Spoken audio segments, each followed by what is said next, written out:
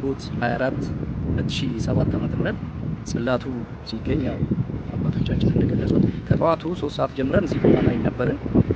እንዴት እንደተቆፈረ ጽላቱ እንዴት እንደመጣ ምን ምልክት እንደተገኘ ሁሉ አይናችን ስላየን ነው። ስለዚህ እውነታውን ነው የምንመሰክረው። ምናልባት እንግዲህ መጀመሪያ ይሄ መሬት የተስተካከለ ልክ እንደዚህ እንደ ሜዳው ነበረ። በኋላ ያው ጽላቱን እንዲወጣ ተልከው የመጡ አባት በህልም እያስቸገረኝ ብዙ ጊዜ አባት ህልም አይተው ዋርድባ የሚኖሩ አባት በህልም አይተው ነግረውኝ ነው። እኔ ደግሞ ስላልተመቸኝ በጣም ረጅም ጊዜ ቆይቻለሁ። ሁሉ ደግሞ እኔን አሁን በጣም እያስቸገረኝ ተቸግሬ ነው ብለው ነው መጀመሪያ ይሄንን ቅርስ ሊያወጡ የቻሉት ማለት ነው፣ ሲናገሩ ማለት ነው። ከዛ በኋላ ያው እንደተነገረው ልክ 3 ሰዓት ላይ ቁፋሮ ተጀመረ። ቁፋሮ ሲጀመር አፈሩ ከላዩ ላይ ሲያልቅ አለቱ ላይ የተገኘው ትልቅ አለት አለ። ከዚህ የወረደ የመጀመሪያው አለት ላይ የጽዋ ቂጥና ሱቲ ነበር የተገኘው። ልክ እሱ ሲገኝ የህዝቡ ስሜት እየጨመረ መጣ። ከዛ በኋላ አፈሩ ከላዩ ላይ አለቀ። ድንጋዩ አልነሳ ብሎ ወጣቶች በአጠና ያንን ድንጋይ ገፍተው ሲያነሱት ተመልሶ ቁጭ ይላል፣ ገፍተው ሲያነሱት ተመልሶ ቁጭ ይላል። መጨረሻ ላይ ያ ድንጋይ ፈላጭ ይምጣና በፈላጭ ይፈለጥ ተባለ። ፈላጭ ሲመጣ አልፈለጥም ማለት መሮውን ሰበረበት ፈላጩን። አሁን ከዛ በኋላ ሲታገሉ መጨረሻ ላይ እኛ የተወሰኑ 3 ሰዎች ፈላጮች ልናመጣ ወደ ካባ ሄድን። ስንመጣ ያ ድንጋይ ወድቆ አገኘ ነው። እዛ ላይ የነበረው ድንጋይ ወድቆ አገኘ ነው። አሁን ተከታታይ 3 አለቶች ነበሩ ከስር የነበሩት ማለት ነው። ከዛ ፈላጮች መጡ። እነዛን ድንጋዮች ሁለቱንም ፈልጠው ሲያነሱት አንዱ ቀረ። ልክ መጨረሻ ላይ ያ ድንጋይ በሽብልቅ ሲመታ ተተረተረ። ልክ ሲተረተር አካባቢው በእጣን ጭስ ነው የተደበላለቀው። በቃ ህዝቡ የዛን ጊዜ ስሜቱ ልነግርህ አልችልም። በጣም ከባድ ስሜት ነበር የነበረው። ከዛ ከደብረ ብርሃን፣ ከኩክየለሽ፣ ከሰሚነሽ፣ ከጻድቃኔ ማርያም የሚመጡ መኪኖች ነበሩ። አሁን እነዛ መኪኖች ምንድነው የተገኘው እዚህ ቦታ ላይ ምን አለ ምናምን ብለው ወርደው ሲመጡ እዚህ ሲደርሱ እየተነሱ ይፈጡ ነበር። ከኩክየለሽ አምልጠን መጥተን ገብርኤል ያዘን እያለ ሴጣኑ ይጮህ ነበር እና ብዙ ሰዎች ቅድም ገልጸውታል አባታችን፣ ብዙ ሰዎች ተፈውሰዋል። እና እንግዲህ ምናልባት እዚህ ቦታ ላይ አንድ የምናየው ወይም ደግሞ የምናስበው ነገር አለ። ቀደም ብለው የነበሩ አባቶች ቅርስን እንዴት ለሚቀጥለው ትውልድ ለማስተላለፍ የሰሩት ስራ በጣም ከባድ ነው። በዛን ጊዜ እስካቫተር የለ ሎደር የለ፣ እንዴት አንስተው ያን ድንጋይ እዛ ላይ እንዳደረጉትና ከስር ልክ አለቶቹ ወርደው ሲያበቁ በግንብ የተገነባ በአይኔ አይቻለሁ። እዚህ ቦታ ላይ ልክ ጽላቱ የነበረበት ቦታ ላይ በግንብ ነው የተገነባ። እኚህ አባት ናቸው መጨረሻ ያው መጀመሪያ ድንጋዩ ካለቀ በኋላ ወርደው ያንን በዶማ ቆፍረው ግንቡን ጽላቱን ያገኙት እሳቸው ናቸው ማለት ነው። ስለዚህ በእንደዚህ አይነት ነገር ነው እንግዲህ ለትውልዱ ቅርስን እንዴት እንዳቆዩ በወቅቱ ችግር ስለነበረ ምናልባት እንደሚመስለን በዮዲት ጊዜ የነበረ የጠላት እንትን ጽላቶችን የምታቃጥል ቤተክርስቲያንን የምታጠፋ ጊዜ ይመስለናል እንደምንረዳው ማለት ነው። ስለዚህ ያንን ቅርስ እንዴት አድርገው ደብቀው እንዳቆዩት እንረዳለን። እና እዚህ ቦታ ላይ ደግሞ ቤተክርስቲያን እንደነበረ ነው የምንረዳው። ከዚህ ወደዛ ጋር መቃብር አለ፣ የተቀበረበት ሰው የተቀበረበት መቃብር አለ፣ ወደዛ ከዛፉ ወደዛ ጋር ማለት ነው። ያንን ተረድተናል። ስለዚህ አባቶች ምን ያህል ጥንቃቄ አድርገው ለትውልድ ቅርስን እንደሚያስተላልፉ እዚህ ቦታ ላይ ተምረናል ማለት ነው። ስለዚህ እኛም ይሄንን ተቀብለን ዛሬ ይሄንን የመሰለ ህንጻ እየሰራን ያለ ነው። ስለዚህ በሚቻለው ማንኛውም ሰው ይሄንን ህንጻ ለፍጻሜ እንዲደርስ እንዲያግዘን መልእክታችንን እናስተላልፋለን። መጻሕፍት ብራና ቅዳሴ ማርያም፣ ቅዳሴ ሐዋርያት፣ ዘይነግስና መስተብቁም የያዘ መጽሐፍና መስቀል አብሮ ተገኝቶ መዓዛው የሚያምር አፈሩ ሽቶ ከውድ ሽቶ ከዛ በላይ የሆነ አብሮ እንደተገኘ ከዛ ከአፈሩ ላይ ህሙማን እየተቀቡ ድውያን እንደተፈወሱበት ነው እንግዲህ አሁን በቅርቡ ሲገኝ ጽላቱ ማለት ነው። እና አንድ ታምር ደግሞ አባታችን ጨምሩታል ብዬ ነበረ። ምንድነው ይሄ በዚህ በጸበሉ እምነቱ ወይንም የራሱ የጸና እምነት ሳይኖረው ጸበሉን እንደማንኛውም ውሃ የተጠመቀ ወይንም የቆጠረው ሰው በሃይላንድ ያንን ጸበል ሰጥተውት ወዲያው ሊጠጣ ሲል ደም ሆኖበት እዚህ ጋር በር ላይ ተሰቅሎ ይቆይ ነበረ። ደም ሆኖ ወደ ደም ተቀይሮ ማለት ነው። ይሄ ማን ነው? የእግዚአብሔር ታምር የሊቀ መላእክት የቅዱስ ገብርኤል ኃይል ነውና በእንደዚህ አይነት ኃይል ይሄ ጽላት እዚህ ተቀምጦ በዚህ ጽላት መገኘት አንድ ድንቅ ነገር ደግሞ የሚገርመኝ እዚህ ወንዝ አካባቢ አለ። እዚህ መውጫ ላይ እዛ አካባቢ ላይ ብዙ ጊዜ መኪኖች እየተጋጩ ወይንም እየተገለበጡ ይወድቃሉ። ቁምጤ ድልድይ 3 አፍ ድልድይ የሚባል አካባቢ ወደዚህ አካባቢ ድልድይ ላይ ነው እና ይሄ ጽላት ከተገኘ በኋላ ግን ያ አደጋ ቀርቶ በሰላም መኪኖች ወደ የሚፈልጉበት አካባቢ እየሄዱ ይመላለሳሉ። እዚህ ቦታ ላይ ከዛ በፊት ወድቀው የነበሩ ከሞት ድነው መጥተው በየዓመቱ ለሐምሌ ገብርኤል የማይቀሩ ብዙ ምእመናን አሉ። በእንደዚህ አይነት ሁኔታ ቅዱስ ገብርኤል የአሌልቱ ከተማ ይህ ቤተክርስቲያን በልዕልና ገኖ ይኖራል ማለት ነው።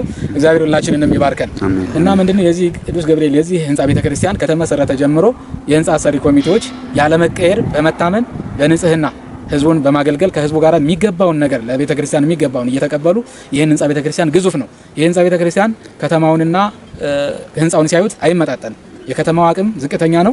የገጠር ከተማ ነች። ግን ህንጻው የተጀመረው የተሰራው መሀል ከተማ አዲስ አበባ ከሚሰሩ ህንጻዎች ያላነሰ ህንጻ ነው። ግዙፍ ነው። በጣም ትልቅ ነው። የዚህ ህንጻ አሰሪ ኮሚቴ በታማኝነት ከህዝቡ ያገኛትን መንገድ ላይ እየቆመ እየለመነ እየጠየቀ እየወጣ እየወረደ እዚህ ላይ አድርሶታል ማለት ነው እና ይህንን ህንጻ ለፍጻሜ ለማብቃት ህዝብ፣ የዓለም ህዝብ፣ የቅዱስ ገብርኤል ወዳጅ በሙሉ ተባብሮ ብዙ ነገር አድርጎ ይህን ህንጻ ለመፈጸም ነው። አጥር የለውም፣ በር የለውም። እነዚህ ነገሮች ስለሚያስፈልጉት ለወደፊት ብዙ ስራ ይሄ ታማኝ የሆነ ህንጻ አሰሪ ኮሚቴ ብዙ አለቆች፣ አስተዳዳሪዎች ተፈራርቀዋል። ከቀድሞ ከነ መሰረቱ ሲሰራ መላከ ሰላም ተከስተ የሚባሉ ከነሱ አምደ ሚካኤል መላከ ሰላም አምደ ሚካኤል የሚባሉ እነዚህ አለቆች እስካሁን ድረስ ወደ 8 አለቃ ተቀያይሯል። ቦታ ቅያሬ ወደ ሌላ ቤተክርስቲያን ይሄዳሉ። ህንጻ ሰሪ ኮሚቴ ይሄ ሁሉ አስተዳዳሪ ሲቀያየር ግን ህንጻ ሰሪ ኮሚቴ እስካሁን ድረስ ጫናውን ተሸክሞ እየሰራ ነው ያለውና አሁን ደግሞ ፍጻሜ ላይ ደርሶ ሌላ መቀየር የለበትም እናንተ መጨረስ አለባችሁ እያልን እያጽናናናቸው ነውና ጽናቱ በሀሳብ ብቻ እንዳይሆን የዓለም ህዝብ እንዲረዳቸው ይህን መልእክት እናስተላልፋለን። አስተላልፈው መልእክት ያው የሁለቱን አድባራት የሰበካ ሊቀመንበር እንደመሆነ መጠን ሰበካውን ወክዬ ነው የማስተላልፈውና ይሄ ህንጻ ቤተክርስቲያን እንግዲህ በቅብብሎች ነው እዚህ የደረሰው። አይን አይቶ ልብ ይፈርዳል እንደሚባለው ቅድም መምህር ኪዳነ ማርያም እንደተናገሩት እዚህ ደርሷል፣ በገብርኤል ወዳጆች ማለት ነው። አሁንም ይሄንን ለፍጻሜ ለማድረስ ባዛር አዘጋጅተናል። ከጥር 30 የካቲት 7 ሁሉም የተዋህዶ ልጆች ባላቸው አቅም መጥተው ይሄን ባዛር ተሳታፊ ሆነው ለአገልግሎት ብናበቃው እንደቀደሙት አባቶቻችን ህንጻ ቤተክርስቲያን ሰርተው እንዳስረከቡን እኛም ለቀሪ የሚመጡት ትውልዶች ይሄን በረከት አስቀምጠን እንሄድ እኛም በታሪክ የምንታወስ መሆናችንና ከእግዚአብሔር በረከት የምናገኝ መሆኑ አደራ ጭምር በዚህ ፕሮግራም ላይ እንድትገኙልን የሚል ሰበካውን ወክዬ ይህን መልዕክት አስተላልፋለሁ። እባላለሁ የዚህ ህንጻ አሰሪ ኮሚቴ ጸሐፊ ነኝ። ያው ቅድም እንደተነገረው ይሄ ህንጻ ቤተክርስቲያን የሚገኘው በሰሜን ሸዋ ሰላሌ ሀገረ ስብከት በአሌልቱ ወረዳ ቤተ ክህነት ስር ነው። ይህም ከርቀቱ ከአዲስ አበባ በሰሜን ምስራቅ አቅጣጫ በደብረ ብርሃን መውጫ ከከተማዋ ከዋናው ከተማ ከአዲስ አበባ 57 ኪሎ ሜትር ርቀት ላይ የሚገኝ ማለት ነው።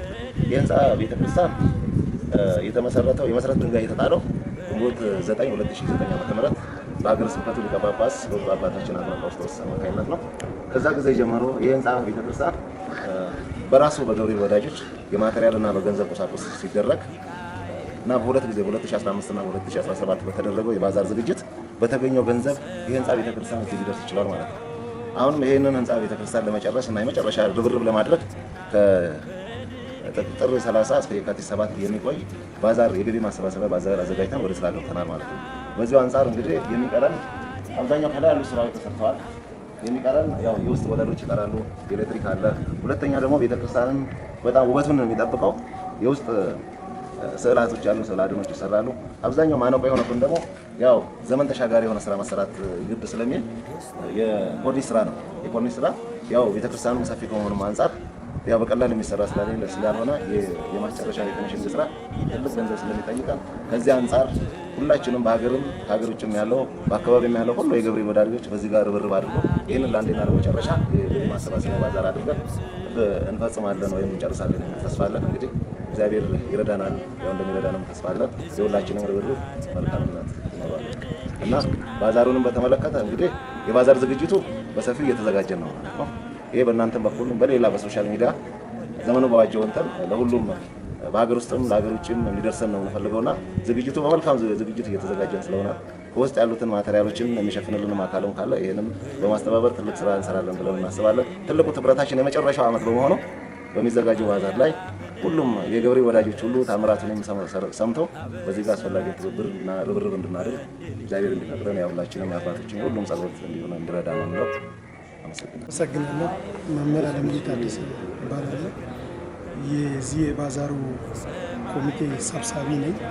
እንግዲህ 2 ዓመት በቆንጆ ሁኔታ ባዛሩ ጨርሰን ዛሬ እዚህ ላይ አደርሰናል።